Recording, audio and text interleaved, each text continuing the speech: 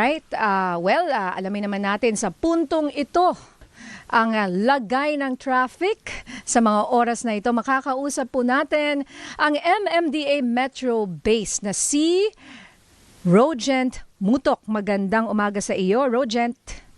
Magandang umaga po, Ma'am Ninya. Tama ba? Rogent or Rongent? Rongent po. Rongent. Sir, good morning. Good morning, Good sir. morning po sa inyo dalawa. At magandang umaga po sa lahat na nakikinig at nanonood ng DCMM.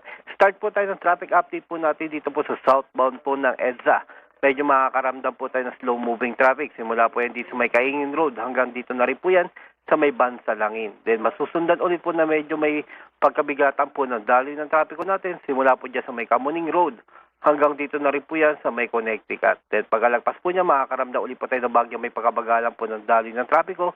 Simula po dito sa may Estrella hanggang dito na rin po yan sa may Buendia Avenue. Then masusundan ulit po ng medyo may pahagyang may pagkabagalan po ng daloy ng trapiko natin. Simula po dito sa may Captain M. Reyes hanggang dito na rin po yan sa may intersection po ng Top Avenue. Then pagkalagpas po niyan, yung going to Jokno Boulevard natin, still light traffic naman po.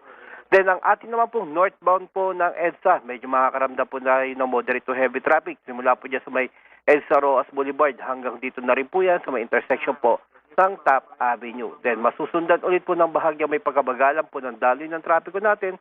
Simula po dyan sa may Arnaiz Avenue hanggang dito na rin po yan sa may Buendia Avenue. Then masusundan ulit po na medyo may pagkabigatan po ng daloy ng trapiko natin. Simula po dyan sa may Guadalupe Bridge hanggang dito na rin po yan sa may Julia Vargas. Then masusundan ulit po ng bahagya may pagkabagalan po ng daloy ng trapiko natin. Simula po dyan sa may Camp Aguinaldo Gate 3 hanggang dito na rin po yan sa may intersection po ng Aurora. Then makakaramdam ulit po tayo ng bahagya may pagkabigatan po ng daloy ng trapiko natin. Simula po dyan sa may Congressional Avenue hanggang dito na rin po yan sa may pag-ilalim po ng papunta ng A. Bonifacio. Then pagkalagpas po niyan, yung going to Monumento natin, still light traffic naman po. Then dito naman po tayo sa southbound po ng C5. Medyo makakaramdam po tayo slow-moving traffic. Simula po dyan sa may Capitol Hills hanggang dito na rin po yan sa may intersection po ng CP Garcia. Then masusundan ulit po ng bahagya may pagkabagalan po ng daloy ng trapiko natin. Simula po dyan sa may Julia Vargas hanggang dito na rin po yan sa may Kalayaan Avenue. Then pagkalagpas po niyan, makakaramdam na po tayo ng magandang daloy ng trapiko going to Taguig area. Then ang atin naman pong C5 southbound, dito lang din po tayo makakaranas medyo may pagkabagalan ng daloy ng trapiko. Simula po dyan sa may Eastwood Mall hanggang dito na rin po yan sa may Boni Serrano Avenue. Then pagkalagpas po niyan, makakaramdam ulit po tayo ng bagyo may pagkabagalan po ng daloy ng trapiko. Simula po dyan sa may Katipunan Aurora hanggang dito na rin po yan sa may F. De La Rosa intersection. Then pagkalagpas po natin dyan, makakaramdam na po tayo ng magandang daloy ng trapiko going to Commonwealth Avenue. Then ang atin naman pong Commonwealth Avenue po, dito po sa may Labayani hanggang dito po yan sa may Regalado Avenue. Medyo makakaramdam po tayo slow-moving traffic. Then pasusundan ulit po ng bagyang may pagkabagalan po ng daloy ng trapiko natin. Simula po dyan sa may San Simon hanggang dito na rin po yan sa may Holy Spirit Drive. Then pagkalagpas po yan, makakaranas na po tayo ng magandang daloy ng trapiko hanggang dito po yan sa may elliptical po ng Commonwealth Avenue. Then Ma'am Ninya and Sir Mix, paalala ko na rin po sa mga motorista, meron po tayong magaganap na isang MMFF parade dyan po sa may city ng Makati. Kaya kung pwede na lang po paabisuhan sa mga ating mga motorista na kung po pwedeng huwag mag-alternate route na lang po sila, pakiiwasan na po ito yung mga lugar na ito. Macapagal Boulevard, Buendia, Ayala, Makati, JP Rizal, Aires, and Circuit Makati po. Dito po ang iikot ang ating mga parada. Then paalala na po sa mga motorista ulit, nakapaloob tayo sa window hour ng MMDA, babalik mga plakang 9 and 0 ngayong araw ng Biyernes. Babalik po ang number coding mamayang 5 p.m. to 8 p.m. maliban po sa Makati na tuloy-tuloy kanilang number coding na nagsisimula ng 7 a.m. to 7 p.m. Kung meron po kayo katanungan o emergency assistance, pwede po kayo tumawag sa MMDA hotline 136. Ako po si Rogent Mutok ng MMDA. Magandang umaga po. Sir Rongent, maraming salamat Yes, sir, po sa napaka-detaling paglalahad po no ng ating traffic situation.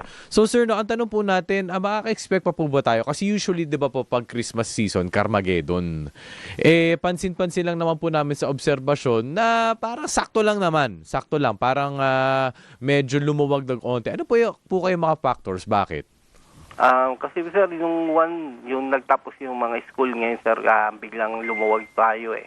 Then minsan, ito pa, yung mga mall natin ay hindi po nagsasabay-sabay ng mga sale. Kaya po medyo lumuluwag po tayo ngayon. Okay, tapos... malaking factor pala yun, yung sa Oo. sale, Oo. ano? Kasi dati, Opo, kasi pag- sabay-sabay eh. Opo. Opo. So talaga may coordination po talaga with the malls. Yes po. O, paano Although sir ako, sa ano? may pasok pa yung anak ko hanggang ngayon. Hanggang ngayon. Grabe. Opo. Pero at least sir, sa 22 tsaka sa 23, ano pong asahan natin? Kasi yun yung talagang peak bago mag-Christmas Eve, sir. Yun ang feeling ko wala masyado.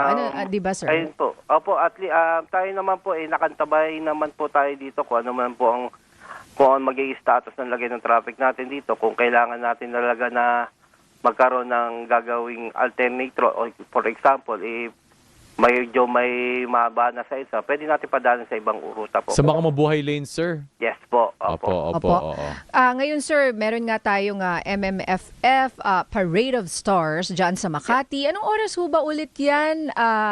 Ayong inaasahan natin na matraffic dahil nga po sa parada. Bali po, ang oras po nang gaganapin nito, mag-start po tayo ng 1 p.m. po. Hanggang? Hanggang diretso na po yan, hanggang makapunta na po sa end of point na po. Doon sa circuit Makati. So may mga kalsada nga nasarado po, ano? Hindi naman po siya isasara, ma'am. Bali, Okay. mangyayari po sa atin is stop and go na po ang mangyayari. All right. So kung nataon ka na dumaan yung parada, stop ka. Yes po. Yes Oo, po. Stop. all right. So sigurado magkaka-traffic po no after lunch Yes diyan sa po. mga Apo.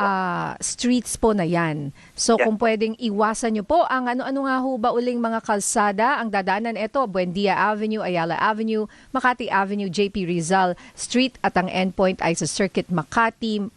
Mag-uumpisa po ng 1 p.m. Ngayon, Yes. sir, mamayang gabi yan.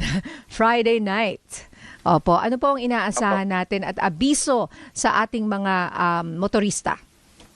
Ayun nga po, mamayang gabi po, ang expected natin dyan, kung medyo may pagkano naman po natin, tawag dito, medyo may heavy traffic naman po. At dumaan na lang din po tayo sa mga mabuhay lanes natin. At saka may mga nag-a-assist naman po ng mga MMD enforcer po. Right. Naku sir, maraming salamat po sa inyo dyan sa MMDA Metro Base, Sir Ronjent Mutok. Merry Christmas, Thank sir. you. Merry Christmas po, ma'am. Merry Christmas. Ingat po. Thank you, sir.